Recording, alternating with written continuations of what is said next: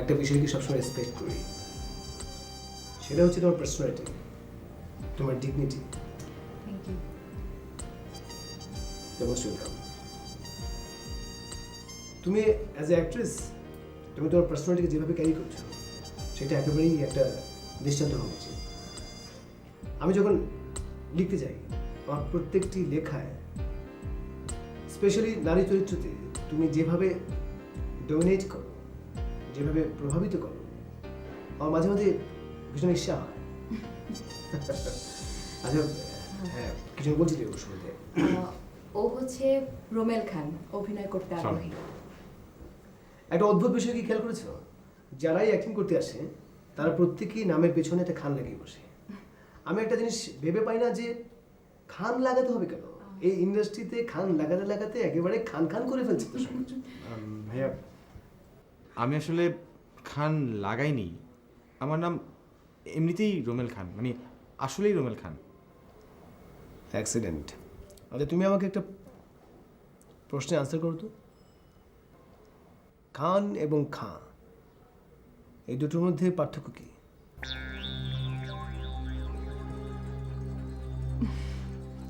রাসু ভাই ও আসলে একটু মেন্টালি আপসেট, সো একটু রিল্যাক্স দরকার। আপসেট? আরে বাবা, আপসেট হওয়ার কি আছে? এই ম্যান, বি চিয়ার আপ না। একটু আগে বললাম না গল্পটা।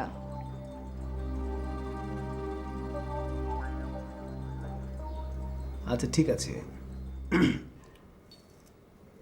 ওর জীবনের স্টোরিটাকে নিয়ে আমি একটা গল্প লিখবো, তাই তো?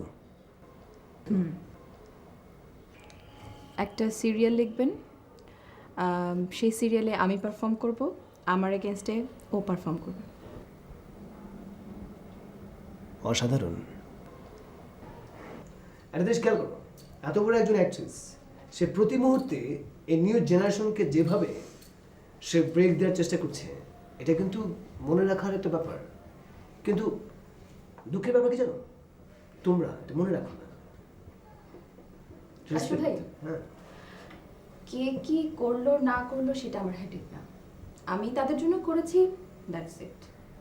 আমি জানি মনিকা, এটাই হচ্ছে তোমার মহানুভবতা।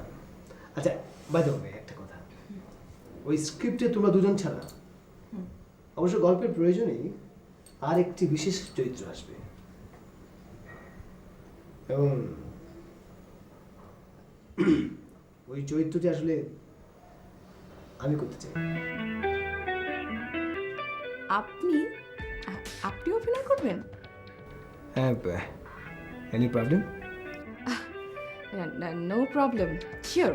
কেন করবেন? অবশ্যই করবেন। Thank you. এই প্রথম কেউ আমাকে এইভাবে ইন্সপায়ার করলো।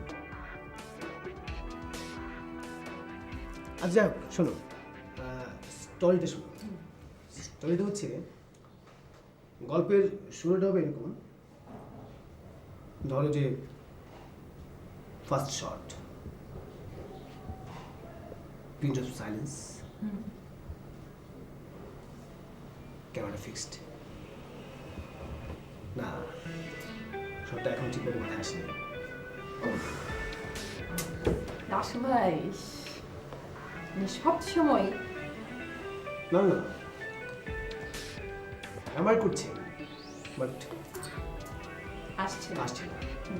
তুমি তো ভালো করে জানো, না আসলে আমি ট্রাই করি। আচ্ছা, আজ এক কাজ করো,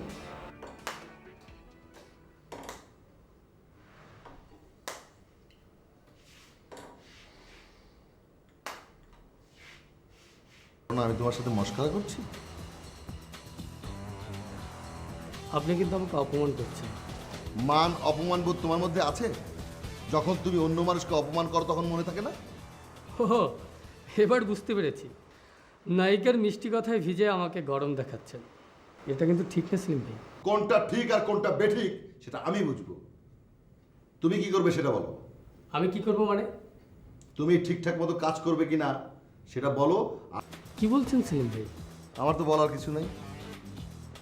যা বলবে উকিল বলবে কোর্টে। ওই বাচ্চা, হিরোরে ফার্স্ট ক্লাস করে এক কাপ কফি দে। হ্যালো,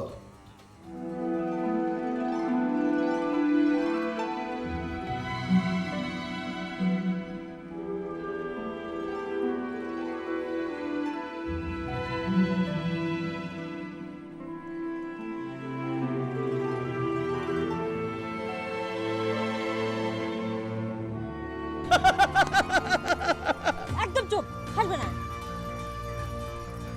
কত সস্তা কিনেছো? কি তোষক। তোষক? পানির দরে কিনেছি। সেই দরটাই তো জানতে চাচ্ছি। ও না, হয়েছে কি, আমার এক বন্ধু, ও মনে করো যে ওই যে মঙ্গোলিয়া ক্যামেরুন চলে গেছে। তো যাওয়ার সময় ও বললো যে দোস্ত আমার বাড়ির সব ফার্নিচার বিক্রি করে দেবো। তো সবাই সব কিছু নিয়ে যাচ্ছে, আমাকে বললো যে দোস্ত তুই একটা কিছু নিয়ে নে। আমি বললাম কিনবো? তোষক। পছন্দ হয়েছে তোষকটা। তারপর আমি মনে করো যে একটা নামমাত্র দামে আমি কিনে নিয়েছি। কেন নিলে? বিয়ের পর তুমি আর আমি পুরনো সস্তা তোষকে ঘুমাবো এই জন্য না? না না না, এটা তো কিনেছি আমার আর রুমেলের জন্য। তোমার আর রুমেলের জন্য?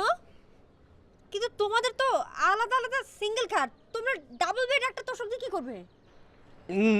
আমি ঠিক করেছি এখন থেকে দুটো খাট একসঙ্গে জোড়া দিয়ে ঘুমাবো। কেন? আর রুমেলের জন্য? আরে বেকুবটা কি করে জানো না তো, রাত্রেবেলা স্বপ্ন দেখে হচ্ছে তোমার ওই যে ফাইট করছে ফিল্মে, মারামারি করছে, ডান্স করছে, করতে করতে মনে হয় খাট থেকে পড়ে যায়। চিন্তা করলাম যে একসঙ্গে যদি দুটো খাট থাকে তাহলে আর ওই ডান্স করে পড়ে যাবে না। পড়ে গিয়ে যদি একবার দাঁত ভেঙে যায় তাহলে পরে ফোকলা দাঁতে হিরোকে কে নেবে ওকে? আমার কিন্তু এই কথাটা একটু বিশ্বাস হচ্ছে না জিয়া। কেন বিশ্বাস হচ্ছে না? কারণ তুমি মিথ্যা কথা বলছো। আমি শিওর যে তুমি ডাবল বেড তোষক কিনেছো যাতে তুমি আর আমি বিয়ের পর ওই নোংরা পুরনো একটা সস্তা তোষকে ঘুমোতে পারি, সেই জন্য। আমি তোমাকে ক্লিয়ারলি বলেছি আমি কিন্তু ওই তোষকে ঘুমাবো না। ওকে জান, তাহলে আমি ওটা ফেলে দেবো। অবশ্যই ফেলে দেবে। এবং আরেকটা কথা তোমাকে আমি বলে রাখি, এরকম সস্তা জিনিস কেনার চিন্তা মাথা থেকে পরিহার করো, নাহলে একদিন তোমার মানসিকতাও সস্তা হয়ে যাবে। বুঝতে পেরেছো? বুঝতে পেরেছি। বুঝতে পেরেছো? হ্যাঁ অবশ্যই বুঝতে পেরেছি। জিয়া, তুমি যা করেছো হয়তো ভালোই করেছো। আমার কি ক্ষতি হয়েছে সে হিসাব হয়তো আমি কোনোদিনই করব না, তবে লাভ হয়েছে অনেক বেশি। জীবনে এমন একটা শিক্ষা আমার প্রয়োজন ছিল। তুমি আমাকে মানুষ চিনতে শেখালে জিয়া, শেখালে কি করে মানুষকে বিশ্বাস করতে হয়।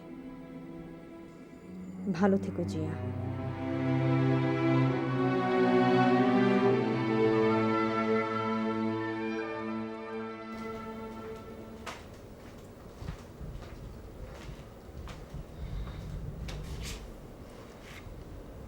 রাধিকা, কি করছো আপু?